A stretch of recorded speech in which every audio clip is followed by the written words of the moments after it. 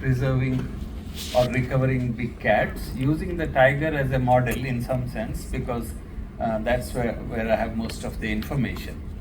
To me, the challenges are many and they go beyond the protected areas boundaries into policy and other realms. But wherever they lead to, I strongly believe it has to be based on hard science. Whatever we have accomplished in other fields like telecommunication, agriculture, nuclear power, you name it, at the core of it is hard science. Passion is required, administrative acumen is required. So the talk is a little heavy on the science side of things, because I think tiger has already had an overdose of emotion. I think we need to bring the emotional tempers down and focus on what really needs to be done and how it can be done based on knowledge and reason. So first I want to define a few terms, particularly what is wildlife conservation. There is a technical definition for this by the Wildlife Society, which is the professional organization of wildlife conservation.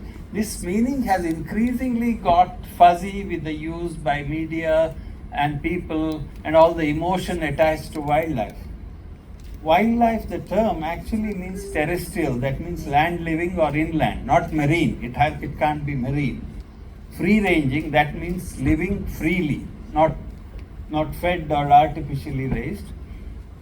And vertebrates, species with backbones. So that includes inland fish but not marine fish. Most of the reptiles, birds and mammals as we know them. And conservation is an even worse term. It's so nebulously defined. It has three clear components. One is preservation. Something is there, you protect it. Something is gone extinct, you try to bring it back. Preservation and recovery. Conservation also has a strong component of damage control, because wildlife under certain circumstances can be quite harmful to human interest, and at that point in time you have to control their numbers, reduce their numbers, or eliminate a particular animal that is proving lethal to human beings. So it's very much a part of conservation. And the third one is consumption and utilization, which is, we don't recognize it, but in many parts of the world, Africa, Latin America, North America, wildlife is consumed as meat, as other body parts. There are saiga antelopes, which are wild populations are harvested on a regular basis. So it is a part of the domain of wildlife conservation, and we recognize it readily when you come to inland fish. We consume inland fish, so we don't consume inland vertebrates that much, or mammals that much. The other one is non-consumptive utilization, like tourism or photography or something. So all these come under the ambit of wildlife conservation. So let me also point out what it is not. It's not about rights of individual animals. I'm not saying it's not important to fight for individual animals, but that's not wildlife conservation. It's not about domesticated species. About 10,000 years onwards, we have domesticated about 15 or 20 animals for our use, and they are in superabundance. It's not about those. And it's not about wildlife species held in captivity.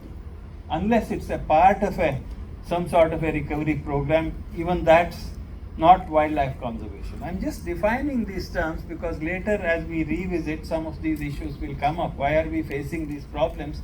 Often because we confound these problems, definitions. We get off track with the definitions, then other problems start.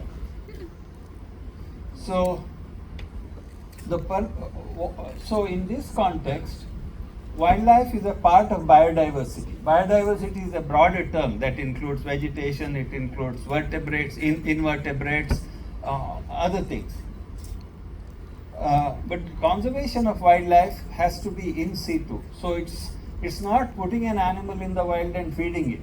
It's about animals participating in seed dispersal, all the ecological flows, pollination, and it has to be in situ. It can't be away from where the habitat is. So the habitat and the animals are intricately linked when you talk of wildlife conservation.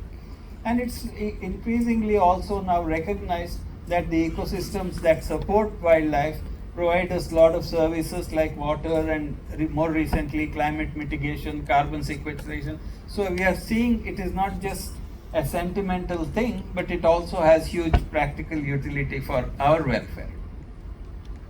So India is very lucky in that sense, not because anything we did, because human beings came to India 70,000 years ago.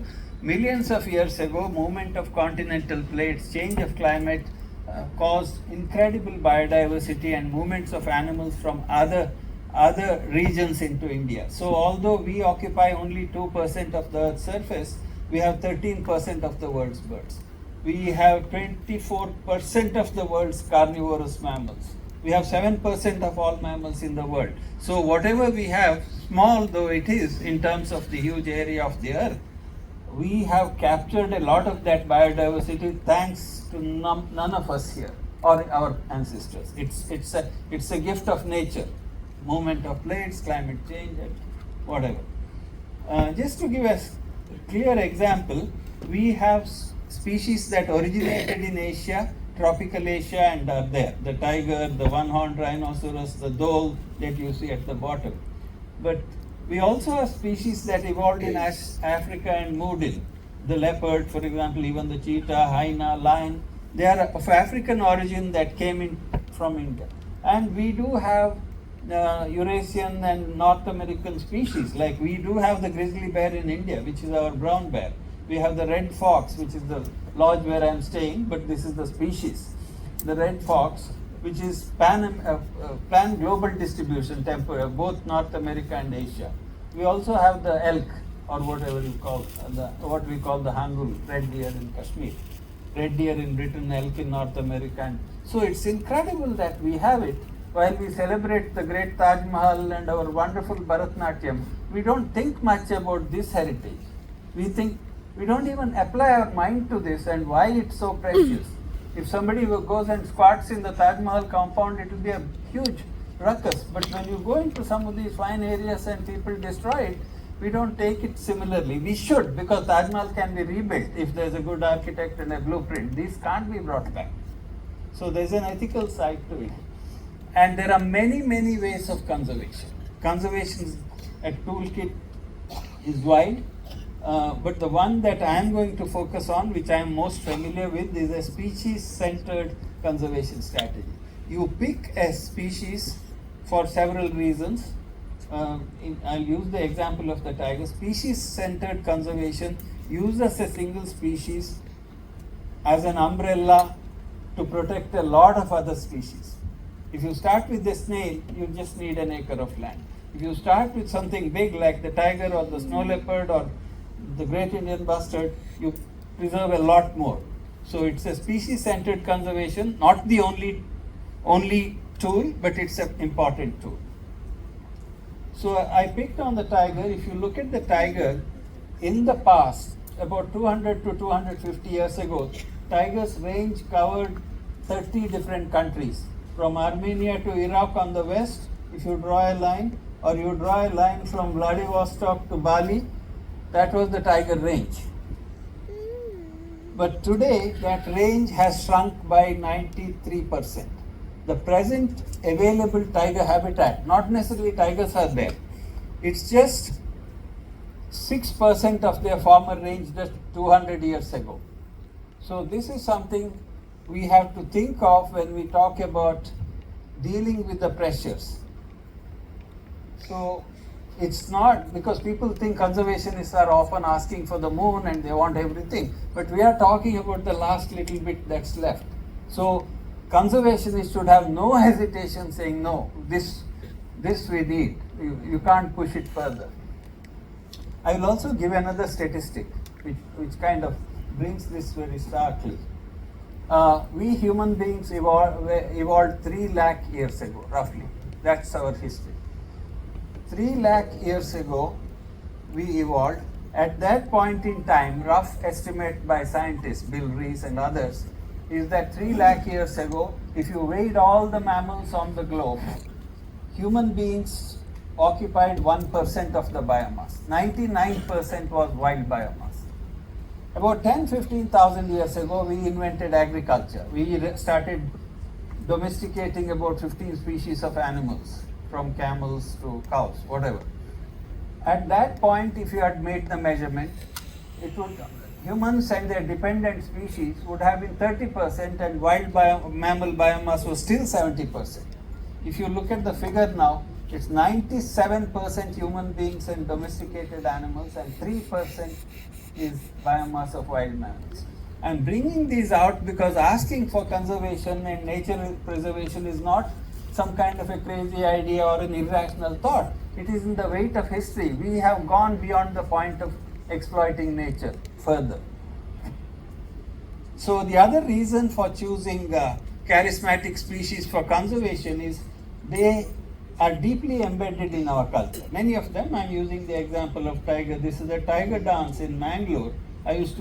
For 9 days, I used to follow these guys as a little kid in Mangalore district because it was so stimulating and drove my passion for tigers. That's a tiger temple in Uttara Kannada district. That's from central India. So this connection to our culture really is an important tool.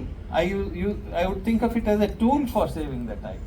It doesn't do everything, but it provides a key foundation. So this is just a rough idea of the forest cover we had. You see what it used to be on the top left and what it's like on the right. And if you just look at Malanad landscape, Western Ghat landscape in Karnataka, how fragmented it is, and the right one is one Kali Tiger Reserve and the reds are human habitations. So it's not that there's a whole lot left, and I keep coming back, there is an ethical element to this also, that we can't push it beyond a certain limit, whatever our needs are.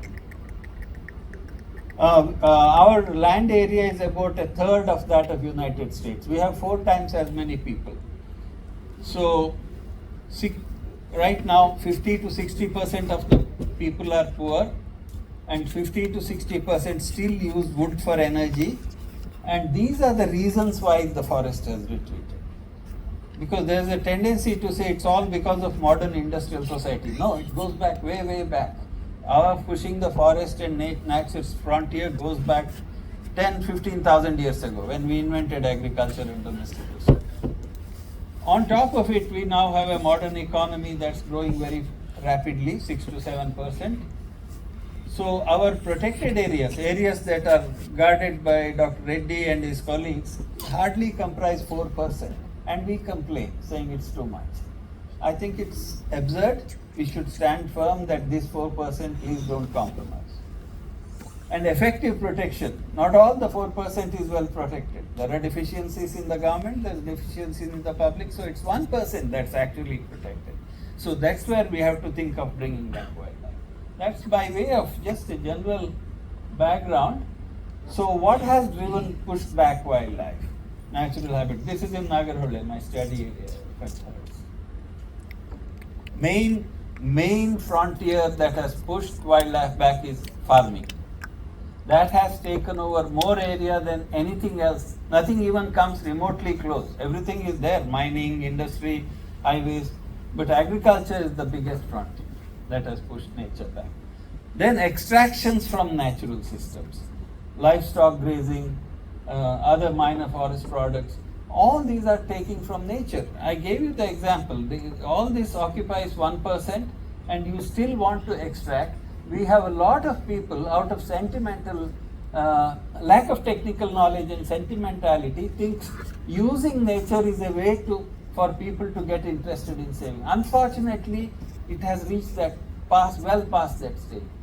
Extracting nature consumptively cannot be a solution in most cases in India, China, Vietnam, some of these countries which have human population densities of 300 to 400 people. And again, it's not to assign blame, but to simply show the people, whoever is involved in pushing the nature back involves rural people, urban people, industrial people, non-industrial people, everybody. Everybody is a part of it. Forest fires, extraction of timber and bamboo, minor forest products that are marketed to increasing larger and larger global markets. For example, this is a garcinia used in Karnataka, was used only for making curries at home. Now it's a huge raw material for making drugs that reduce obesity. So when you turn something from a local consumption at low population density to a global consumer base with the resource base remaining the same. So none of these solutions based on NTFA are working. We are living in a delusional world if we think this can be sustained. What we are doing is mining the forest and getting rid of them one by one. Then we had hunting. Human hunting has been always a major thing. Human beings are hunters. We came as hunter-gatherers. We use protein. So hunting gathering is very much a part of our culture. Some parts like Rajasthan or Gujarat may be exception, but globally hunting and protein from the wild is part of human survival. And it's taken extreme forms, particularly after gunpowder and steel were invented. So we had massive slaughter of tigers, about 75,000 tigers between 1875 and 1925. This was for trophies as well as for bounties. Bounty means you kill a tiger, you get a 100 rupee benefit from the deputy commissioner. It was there till 1965 in Karnataka. And this hunting also was very, very blatant and for trophies. And so hunting has been a big pressure. The other thing is non-trophy exposure. Hunting for protein is still the biggest pressure on wildlife in India. Maybe not in the more developed parts of the country where farmed meat and other things have replaced it. We may not see it on a scale, but as a child growing up in the Mangalore district in 1955, every man went and hunted every day for protein. That's gone from some parts of India. But if you go to Chhattisgarh, Jharkhand, Nagaland, all of Northeast, this is the story even today. So we have to recognize what's pushing the frontier back. And the advent of jeeps and battery cells after World War II, so in some of the areas, urban people hunting, you have had some examples in Rajasthan, this is also there. So this is not hunting of carnivores, it's hunting of prey, which is a more lethal threat to tigers or big cats than actually hunting them. Then from the 1980s, 90s, the pressure came from the commercial trade. Body part prices rose up for ivory, particularly tiger body parts in China. So that's been another big pressure. And on all big cats.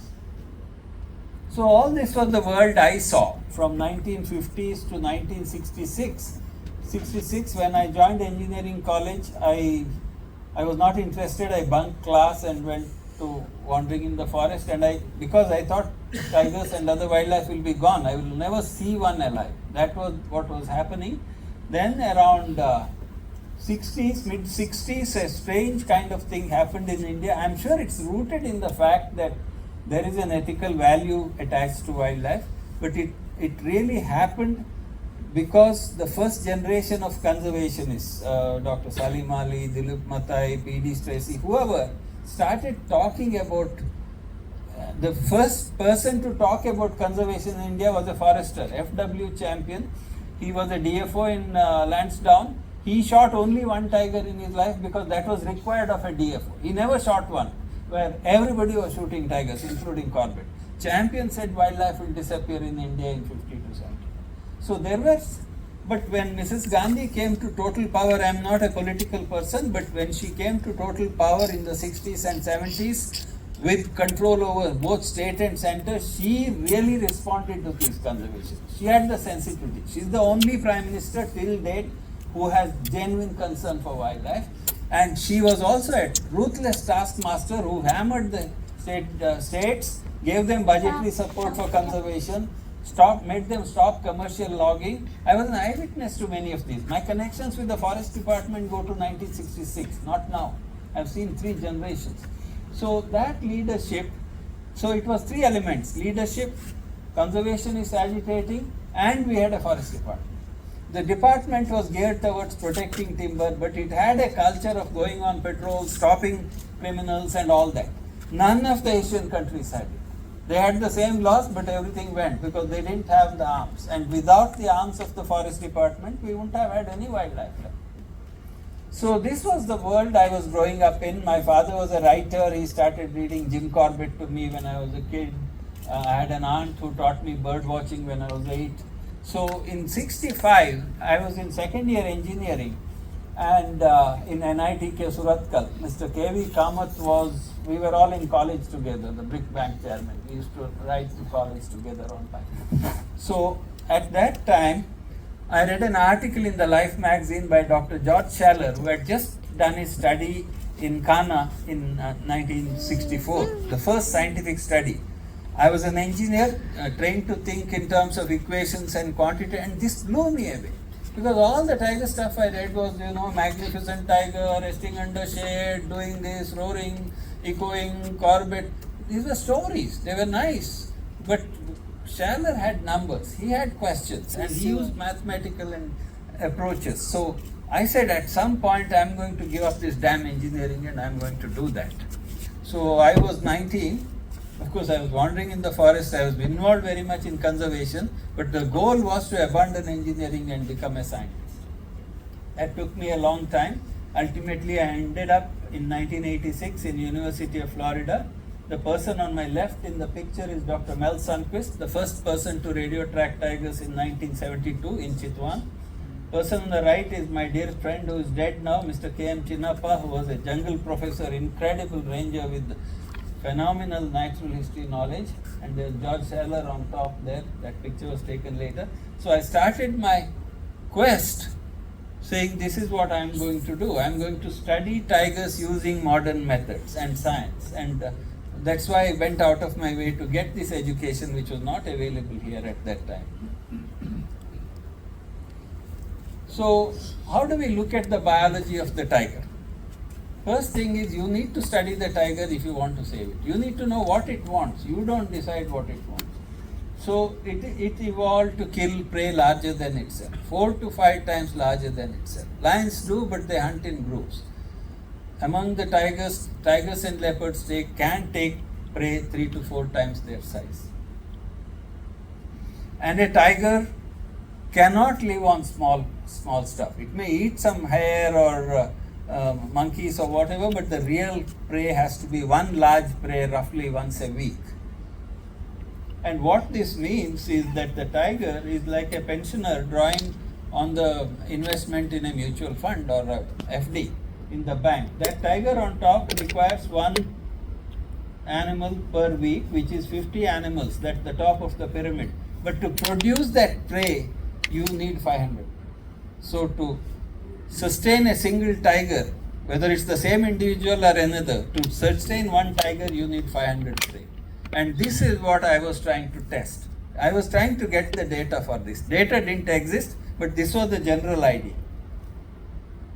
So the main prey in my area were cheetal, barking deer, sambar, wild pig and cow. So how much prey is there? Nobody had any idea in 1986. So for the first time we applied, I learned this in school, I connected with people who knew. I didn't invent any of this, but I adapted them to India and started using them. Line transects in 1986. You go in a line, I don't want to go into basically you go in a line, count animals, but also measure how far they are from the line and use that to estimate what fraction of the animal you have missed. Because the idea behind the census is you are seeing everything.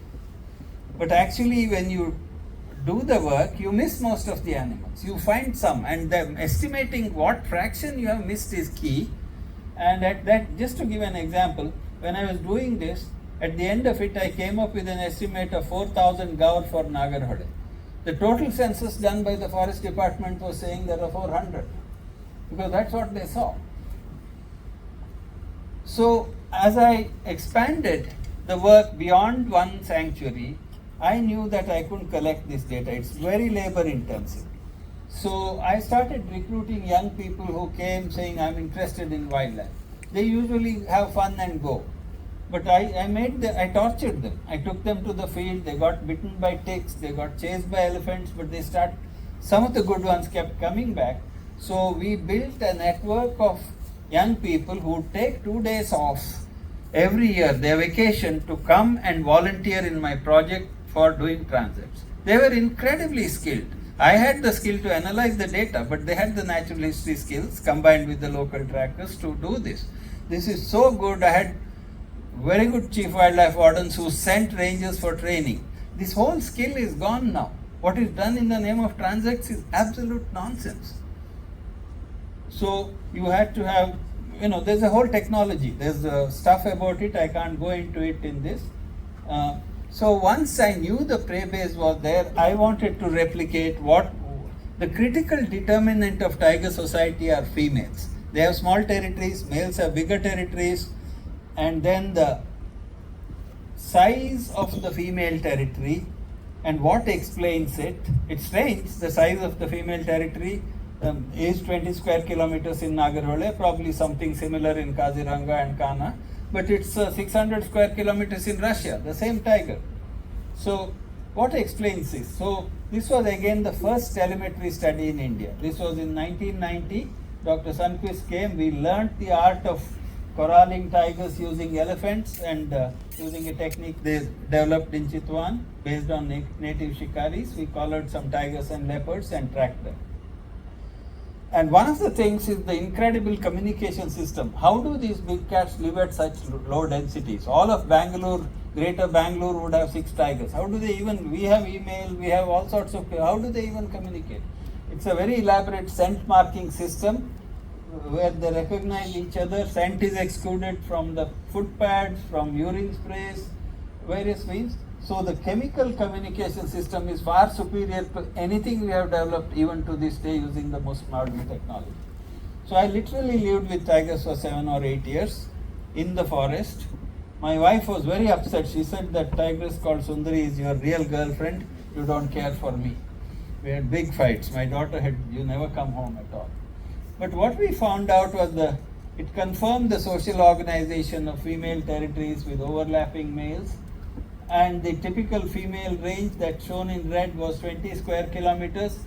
The resident males had about 50 square kilometers, and the wandering males, which have dispersed, had ranges of 80 to 90 square kilometers. See, these kind of data you don't get without doing these things, capturing, collaring.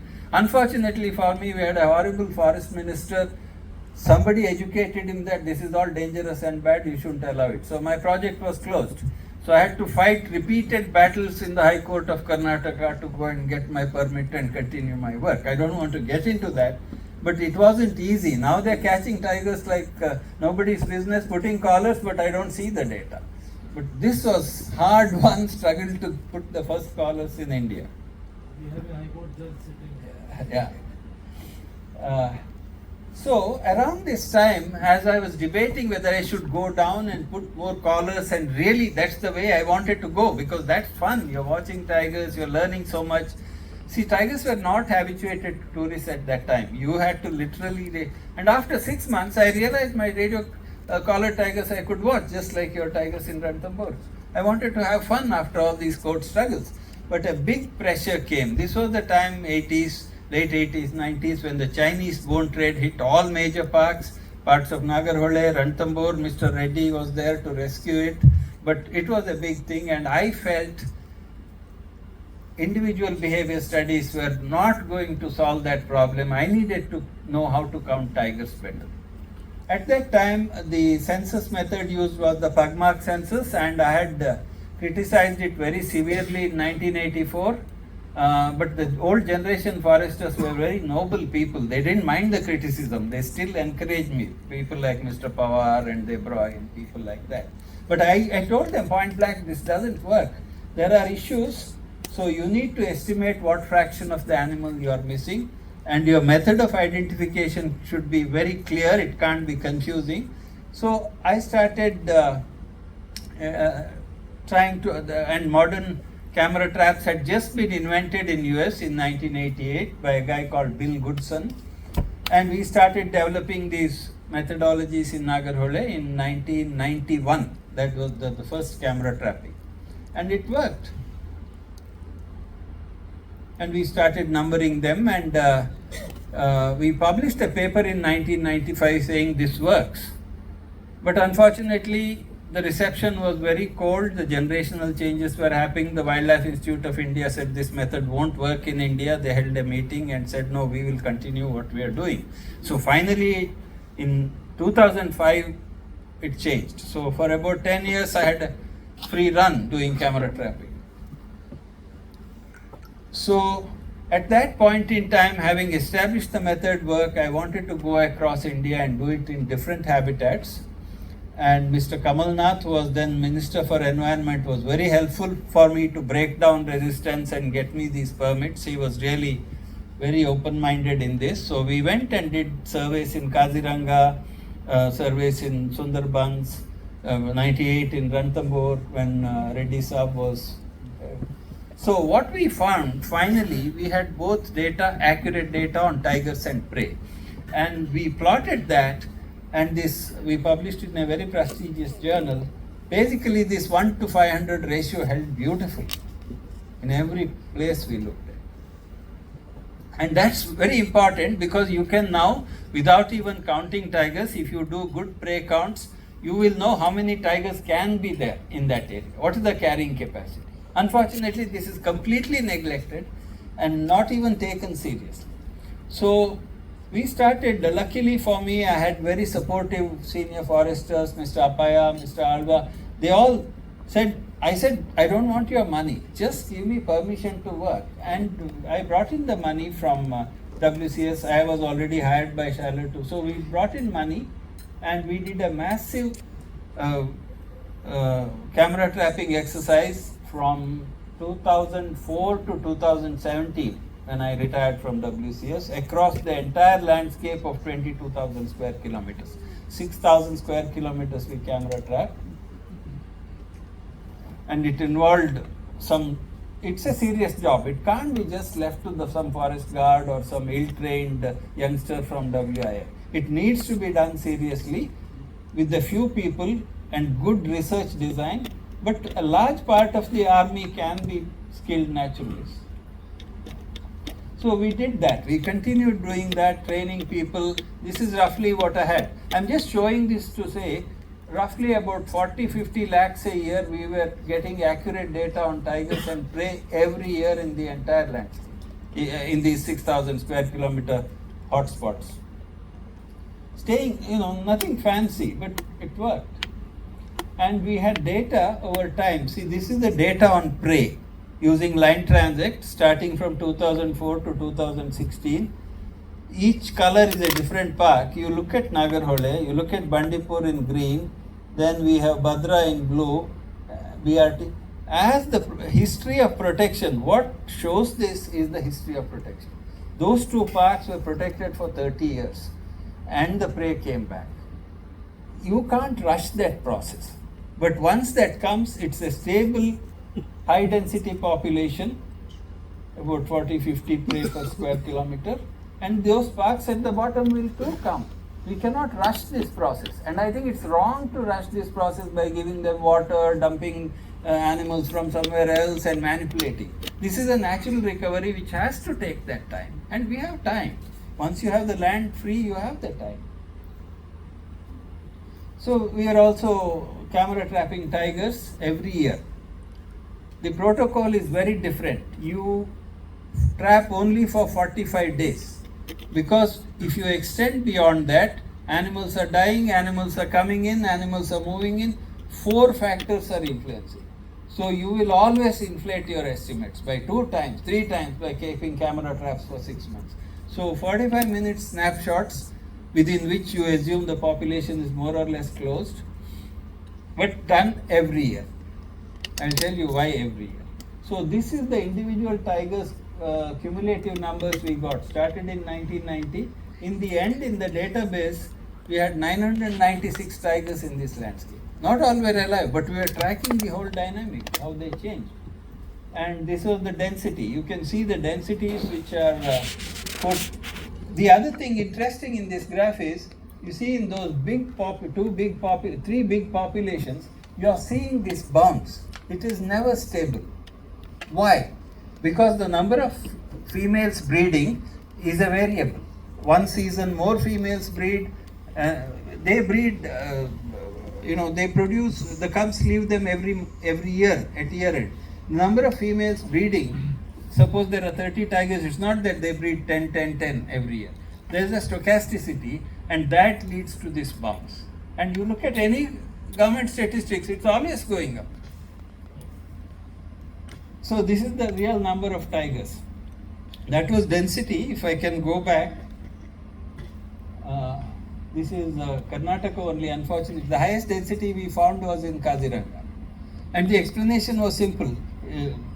The total prey biomass was roughly similar, but the tiger had no other predators there, co-predators. Wild dogs and leopards were not there, so it was getting everything. So that's where we found the highest densities. These were tiger numbers. See, all those places at the bottom will recover. I think it is foolish to take tigers and try to speed up the process. I think the process will happen provided you are willing to wait 10, 20 years, which we can. We also found some dispersals, although radiotelemetry is the best way to do this. We found some dispersals of 200 kilometers from Badra to Kali, another subadult male dispersed from Bandipur to Gama, one village 300 kilometers away. So these long distance movements are there. Right now the habitat they can still move through, because they can move through, unlike other species, they can move through coffee estates and scrub forests and sugarcane fields and whatever. So this is something I want to show. At the end of this, if you do long-term studies, what do you find? Why do you have to do this once a year, and why only 45 days? This is the data you can then get. What proportion survive? Nagarhole is a well-protected population. Still 23% of the tigers are lost every year. That's a natural feature and nothing to worry, because they are also reproducing very heavily. It is not going to, this population was still rising at 4 or 5%. So that was not the issue. Survival rates are low in these big cats. There is nothing else. And the density fluctuated from 7 to 21 in different years. Still the population was rising slightly. The point is, unless this is possible if you use what is called capture-recapture sampling, both for the short season for that year's data and between years. So unless you accumulate 8 to 10 years, you can't get these parameters. And unfortunately, our whole protocol makes sure you can't get it, because you do the whole thing once in 4 years and you keep your camera for 6 months. There was another issue, measuring distribution of animals. I'm condensing a lot of stuff into a short presentation. There was another issue. What is the distribution of a species? If your conservation is succeeding, that distribution should increase. If it's not succeeding, it should shrink. Population. So this is called habitat occupancy. How do you measure it? And this was a huge problem, because people went and observed, and you can do this by just looking at tracks or anything, hearing calls for birds. But what happens is, in some places, you go there, the animal is there, but you don't detect it. It's the same problem you have with the camera trap and line transit. You don't detect everything in a sample. How do you find the detection probability? So Dr. James Nichols, who I'll show you quick, he is the man who I worked, and they are experts in capture-recapture. When I posed this to him, he came up with a method called occupancy sampling. And it worked on simple sign surveys, ideal for forest departments to do. The staff can recognize signs. It can be done over large scale. We have 4 lakh square kilometers of taiga forest in India. The ideal method to do it is occupancy surveys. And we did that in 25,000 square kilometers in Karnataka. The map on the left shows what a traditional presence-absence survey would have done. The green says tiger is present, the brown says tiger is absent. But what you get is the probability of occupancy through replicated visits. So this again are good methods available, not being used. So I was always involving the department quite a bit in my work, but I was making sure also there was a cadre of researchers who are not torn by day-to-day pressures that the foresters face. They have to attend to other things, whereas focused researchers are necessary. There is Dr. James Nichols on my left, and Dr. Samba Kumar, who is still with me, is my first PhD student, and my second PhD student is produced here as evidence, since the judges are here. So, and it is not that we didn't try to reach out. We had interactions. Mr. P.K. Sen there, one of the phenomenal project director, he was very keen to involve the system with what we was doing. He has walked line transects with me. So we tried to sell this at many levels. Dr. Nichols and I went to WII and we held a short course in these things. I was hoping this would get absorbed. Unfortunately, in life, not everything works, and this attempt to spread it into the system didn't work. But the protected areas are there, and I'm going to switch to conservation now. So far, it's been science, and that's taken a lot of time. Can I go on for a few minutes? Okay, give me 3 more, 10 minutes. So, conservation focused around species. One of the big issues that nobody talks about, but most critical in India, is the presence of human enclaves within even large critical habitats. Now, there are people who say you can have development there and conservation. I don't think you can. But if you don't have development, people are extremely deprived, and at that point it was very difficult for us. In the late 80s, it was very difficult for me to convince people to go because they felt threatened outside. But we launched a project to convince them. It has nothing to do with government, individually convincing people with a team of people, many of them tribals themselves, and we were able to convince people to move out. And luckily, I had very good collaborators in the department. All the money came in, and even WCS put in some money. It worked very well, yet we were criticized for human rights abuses in the Durban conference and all that. But I asked Mr. Rajinder Singh of the Waterman of Rajasthan to come and see. He came and saw and said, no, this is fine, this is not abuse. And it means working in a complicated way, which the government can always not do. You have to work with religious leaders, you have to interact regularly, continuation has to be there. In government system, the continuation breaks. And as a result, we moved 2,200 families over time from key protected areas. Not one has gone back, all have prospered. This is in Badra,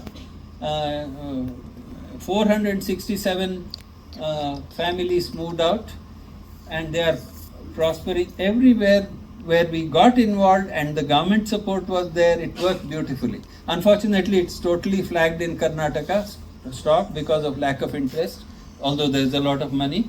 But Mr. Reddy's batchmate, R.P. Singh, an MP, has done a phenomenal job in, again, working with NGOs. He's unbelievable. Several thousand families, and the passion that the IAS officers, foresters put into that over 20, 30 years, Jitendra Agarwal, Mr. R.P. Singh, incredible. It's doable. And you have to keep in touch. You can't just move them and go. We still track them, we still interact with them. And this is a private acquisition we made with purely WCS money.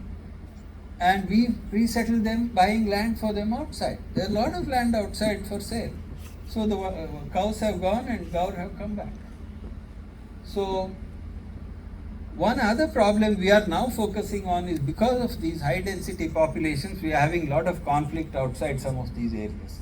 Cattle kills and tigers are getting killed. So I have retired now. My Dr. Kritika Aranth also is a PhD in wildlife conservation. She has a program called Wild Save, where people affected call a mobile number and a team of people go help them fill the forms, file the forms. The money comes from the government, earmarked money, but it flows easily with this little bit of additional assistance. And one of the problems I now see here is the manipulation of the habitat without scientific basis, creating more water holes, creating more grasslands. This is not natural. Wildlife populations have to undergo stress. In harsh summers, they have to die.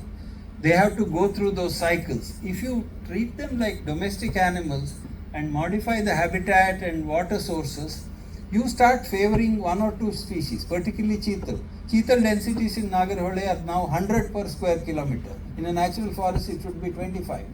This kind of thoughtless manipulation, supplying water, saying, oh, poor animal, you are mixing up animal welfare with conservation. This is a natural regulatory force that is needed to catch the population in check and the population fit for global climate change, whatever comes. This is replacing exotic seed, another trip like that, which is not possible, but the attempts are causing much worse. Then there are the big projects, whether it is hydro projects or mining projects. We had to fight a big battle to shut down Asia's largest mine in Kudremukh. And we are putting new highway systems, which are necessary, but we are putting them through this 3%. I am sure, I have seen technology in China, tunneling, bridges. We have to spend more, but we can go around or under some of these precious areas. We don't have to put our highways through these areas. And tourism, which to me is the most powerful tool in support of non-consumptive use of wildlife. It's not managed properly, but if you manage it properly, it can be such a powerful tool because it has many benefits. So there are conservation, I'll just wrap up 2 minutes. Conservationists, a lot of my peer conservationists argue that we should simply go back to Stone Age or medieval times or something, give up this, give up that. They don't do it personally, but they preach it.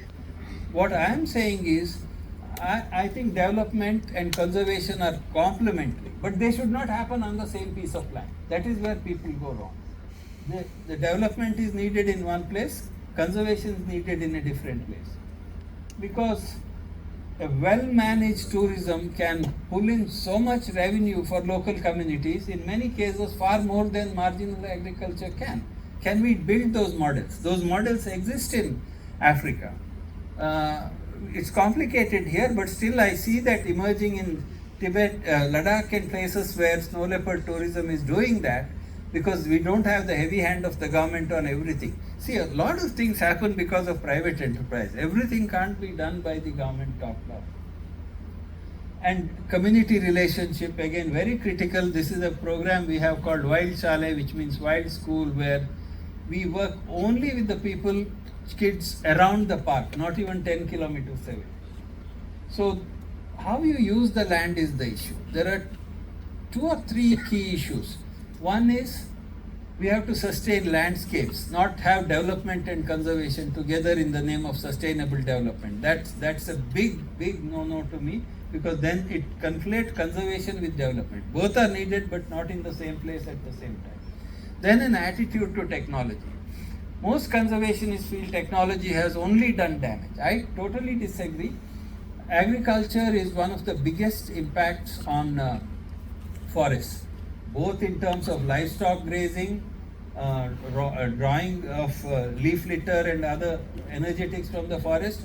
But with the advancement of the modern agriculture in my landscape, from the time I was growing up to now, the average wage of a person has gone up from 2 rupees to 600 rupees. So meat shops, chicken shops have sprung up everywhere. That protein-driven hunting that I saw has vanished. The biggest pressure is gone. Second thing is, all the haulage was using livestock. Now virtually all of it has shifted to mechanized transport. What a reduction in pressure on the forest. And third thing is fuel. Everybody cooked with wood. Women suffered horrible diseases cooking wood, inhaling wood smoke. Most of it's been replaced by LPG. So modernity has advantages of taking pressure off. And the bigger thing, demographic transition. When I was born in 1948, 80% of the people were land-based, 20% urban and service. Now it's 45 to 55. In China, it's 70 to 30. And this is going to happen, whether you want it or not. But we should use it as a force for freeing up more land for nature, rather than resisting it, saying it's bad. Agricultural productivity. People would have starved to death but for the green revolution of the 60s, late 60s. But it requires 3 things: NPK fertilizers, it requires water, and it requires pesticides. Now, if we have to, and that worked well, starvation was warded off.